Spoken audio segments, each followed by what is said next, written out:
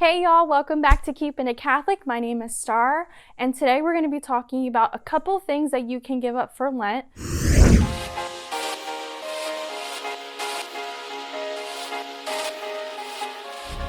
Lent is going to start, today's Tuesday, so it starts next Wednesday. So we're about a week and some change away from Lent, which is kind of crazy because Christmas felt like it just ended.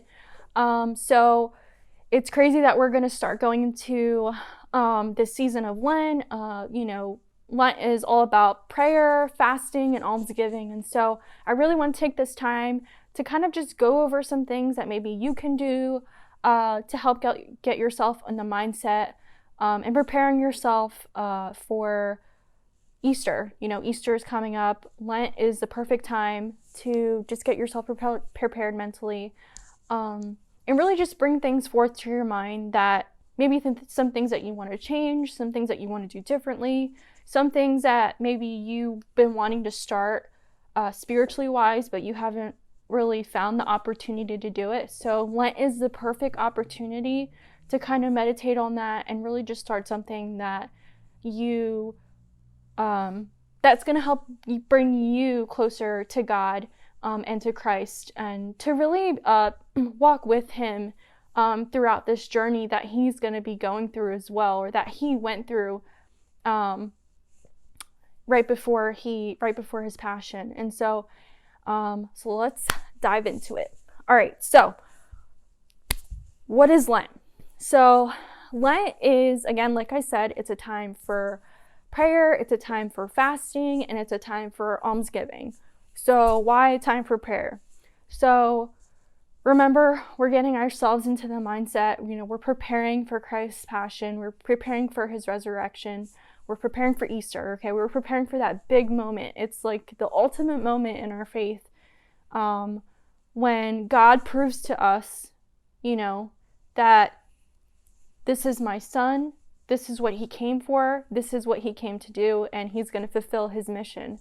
And so at the same time, we're kind of given that same responsibility to fulfill our mission as well, as Christians, as Catholic Christians. And so by praying, it's a perfect opportunity to just get yourself in the rhythm, get yourself prepared mentally to just start bringing things forth in your mind of things that are going to bring you, maybe things that you needed to talk to him about. Okay, so, let's say we're starting out on prayer. It's Ash Wednesday, right?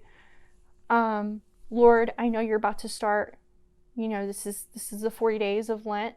You're about to start your process, and I want to start it with you. And so I want to be able to go through this journey with you and just have that conversation with him. So yeah, the almsgiving is really just a time for you to just to get into the giving mood and to just really reflect on the good things that you've done as well, because Christ sees that, God sees that, the good things that you do and the good things that you give up for him and his people. And so it's really important that we take that into mind during this time. And fasting. So fasting is like a huge question. I know a lot of people are like, oh, well, why do Catholics give up meat on Fridays? And why don't you, why on, I don't know, some people on Good Friday, don't eat at all. Some people, it's really just based off of your traditions. But as Catholics, on Fridays, we give up meat. We give up eating red meat. So the only thing we're allowed to eat is fish, which will be another video for that. So I'm not going to go too much into detail because I don't want to, spill the beans on that one. But so fasting is a way, again, another thing for you to give up.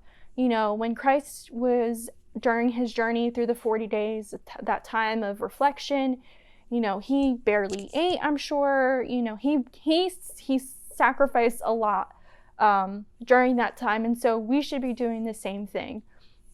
So you're probably like, all right, so what can I give up? What are some things that I can give up that are easy, right? We want practical things that make sense to us, but are going to be very, very meaningful and play a huge role into something that's going to change, pretty much our mindset.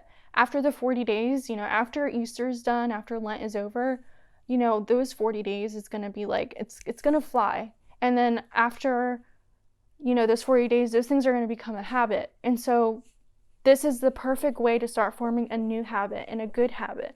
So I know normally people will be like, all right, I'm going to give up chocolate for Lent. I'm going to give up coffee. I'm going to give up TV. Like, I'm not going to watch TV. Please don't. Like, that's fine. Okay. If you're like a complete addict to like chocolate, fine. Coffee, I don't recommend it. I know somebody who did it. Didn't really end well for that person, because went through withdrawal, the caffeine withdrawal. Yeah, it's not fun. It's not a good time. So I don't recommend it. But if you really have to, I mean, hey, if it's a really, really big sacrifice for you and you feel like that's something that you really do need to give up, fine, by all means. But I want you to think about some things that are just a slight, like things that are just a little bit harder that you don't realize that you do, but that we do like on a daily basis. I mean, like every day. So the one thing that I know that I sometimes do, and I know a lot of people do our age, is sometimes we wish for something that somebody else has, right? We're comparing our lives constantly to someone else's, like our friends or someone we used to be friends with or somebody we went to school with. And as we're comparing, we're kind of like, it's almost like a competition, right? But in the end, it's really not a competition. We shouldn't be wishing for something that somebody else has, okay? Because that is called envy, and envy is a mortal sin. And so we want to stay far away from that. We want to stay far away from that as possible. And so if you ever find yourself kind of being like, man, like, I can't believe she got a new car, or like, oh my God, I can't believe she just moved out to her own house and, she's doing her own thing. Instead of making those types of comments, just be like, wow, that's great. I'm so happy for that person. Or, wow, Lord, bless that person. Maybe that's what they really wanted. You don't know how hard somebody fought to get to that point, okay? So we don't want to sit there and compare our lives. God places us on different paths for a reason. We all have a purpose in our life. And so we want to make sure that we stay very grounded on that path, no matter where it takes us, the good and the bad. We want to stay on that path, and we want to be grateful. We want to be grateful for what we already have. Instead of trying to compare and being ungrateful, we want to be grateful and say, you know what? I'm going to school. I have the opportunity to further my education. I have a job. I have a car. You have your basic necessities. You have everything you already need. And maybe there are just some things that you want, but they may not be things that you need. And so Lent is the perfect way to just stop comparing ourselves, stop getting ourselves into that habit of like wishing for something that somebody else had. Just stop. Like, just don't do it. It's not healthy. It's not good for you. And I know 100% that God would not want you to sit there and compare yourself to other people. You are perfect to Him, and your purpose in life is even that more important to Him. And so just be mindful of that. All right, second thing that we should give up is buying things that aren't essential. So what do I mean by that? So, meaning, all right, I'm going to go to the mall and I'm going to pick up these pair of shoes. But do I really need these shoes? Like, do I really need these shoes? They might be cute, but do I really need them? Probably not. Don't use Lent as an opportunity to give up on overspending or buying things that you don't need, or going out to places to eat, or buying luxurious things, or buying the top of the top. You know what I mean? Those things don't matter. Those things aren't important to God. Those materialistic things don't matter to Him. And so just as equally, they shouldn't matter to you, especially during that time. I mean, this is a time of sacrifice. And so we should really be putting into mind things that we should be giving up as well. Second thing, which is hard sometimes, but we should stop being lazy. People, stop being lazy. It's hard. I know it's hard. Trust me, sometimes I just want to lay up on the couch, click Netflix, and just watch my shows, right? It's after a hard week, after some craziness, if you had a really bad week, of course, we just want to lay up and do nothing, right? But stop being lazy. If someone says, hey, do you want to do something? Yes, go. If there's mass and you normally don't go to mass and you're just like making excuses and you're just like, I'm not going to go because I'd rather just sleep. No, don't. Stop being lazy. Get up. Go spend time with God. Go spend time with your family. Go spend time with your closest friends. Those people who are just going to bring you closer and make that time more meaningful for Lent. Spend time with those people. Go to maybe a young adult group. Maybe you've always wanted to go to a young adult group or youth group and you've just never wanted to go. Go. Make this your, I don't know what the word is, but just make that your thing for Lent. Make that something that you want to add onto your life. And so that's the perfect opportunity to do that. So, fourth thing. I don't know if I'm going in the right order, but it's okay. So, fourth thing. This is something we do probably every day. Unconsciously maybe, but this is something we do every day, okay? Gossip. Do not gossip, people. Do not talk about anybody. Do not talk badly of anyone. Do not spread rumors. Don't worry about what everyone else is doing. Focus on you and God. Okay? Those two things, especially during this time, is the most important thing because that's how this relationship is going to grow even stronger, okay? Is if your focus is strictly on you and God. And I'm not saying you gotta completely disown yourself from the world and hide in your house and not talk to anybody but God. That's not what I'm saying. What I'm saying is refrain from doing, and especially talking about people or talking negatively about somebody. Refrain from doing that because that's only you just basically talking down about somebody when they're not even there, and you're talking about a soul that God cares about, right? So God loves everybody, no matter who they are, no matter what they do, good or bad, God loves you, right? God loves us. And so if we're sitting there and we're having a bad conversation about somebody, then, God's probably looking at us like, really? Instead of you putting your focus on this person and what they're doing or what they're not doing or what they're not doing right, you should be focusing on me, focusing on the things that you're not doing, the things that you're not doing right and doing better.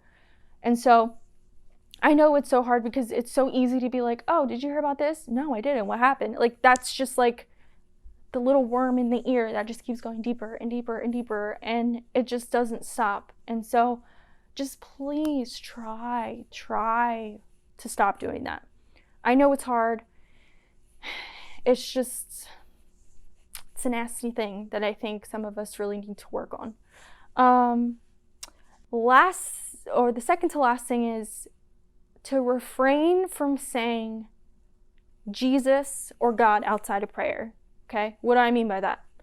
Meaning, if someone says, Lord, please forgive me. This is just an example. Be like, it's like somebody scared you and you're like, oh,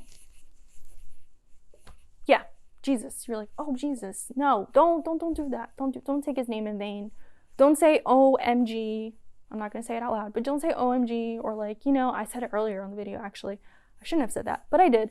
But, don't try harder to be more mindful of that. Try harder to just be like, whoa, like, okay, I got to stop myself from taking his name in vain. And of course, if you're praying to him and you're like, Jesus, like, I really need this, God. I really need this. I am going through this thing. God, what am I supposed to do? That's fine. But if you're just like, OMG, blah, blah, blah, blah, you're going on a rant about something or you're upset about something, don't use his name in that sentence. Please don't. He doesn't want to be used in that context. You wouldn't want to be used in that context. And so let's just really be mindful of that. Try to be more respectful of his name and the meaning behind it. How, especially during this time, how important it is to really just be mindful of all of the sacrifices that he's done for us, everything from the beginning until the end. We really, really, really need to be more mindful and respectful of all of that. So I know that's a really hard one. And the last thing is also a very hard thing. Something maybe a type of embarrassment, but stop hiding your faith from those around you. Okay, so stop. So let's say you go to youth group or you go to a young adult group, and this young adult group is your family, these are your friends, these are everybody that you love and care about, and you really just have grown strong in this group. Or even if you go to church and you're just you're really strong in that community, share that faith, share that family, share that testimony. Don't be afraid to say, I love God, I love Jesus, I love my church. I do this on the weekends for my church. I'm in this youth group. I'm in this young adult group. Don't be afraid. Be proud of that. Be proud of it. God sacrificed his only son for you to be proud of that. For you to be proud of the fact to say, I am Catholic. I am Christian. That you're just happy about it. Just be happy about it and share it. Share that love. Share that passion, the way that he shared his son for you, for me, for your mom, your dad, your sister, your grandma, for everybody. I mean, be proud of that. That is something to be so proud of. And the way that I'm sure you would be one day if you have kids and you're like, your kid won a big old championship and you're like, that's my son or that's my daughter. Do the same thing. Don't be scared. If someone's going to judge you, let someone judge you. Who cares? Why? Why do you care? Because people are going to gossip about you? Guess what? They're not doing what you're supposed to be doing. Well, they're not doing what you're going to be giving up doing, okay? So just be proud of that. Be proud of your faith. Stand firm in everything that God is going to be doing for you this season during Lent. Be proud of that. And don't take it for granted. There are so many young people nowadays who just take everything that was done for us for granted. And we don't even recognize it. Some people don't even recognize it or even go to church, or they'll go to Easter for one day, for the one Mass. I mean, that's fine. That's great. But how was the relationship built? How did you grow during these 40 days if you didn't sacrifice anything? And he sacrificed everything for you. And so I really, really encourage you to just make this season of Lent an opportunity of growth. This is the time for growth, for meditation, for you to just sit back and realize all of the good things that you have, all of the things that you could be doing better. And I don't mean better as in like I can get better grades. Better as in like things that you could do better for you to grow closer to Christ. To grow closer to God. Really just meditate on that and think about that. I mean, it's so important. This could be the first step for you. If you don't even go to church, or you're not even, you're not really you don't know really that much about the faith, that's fine. You don't have to know.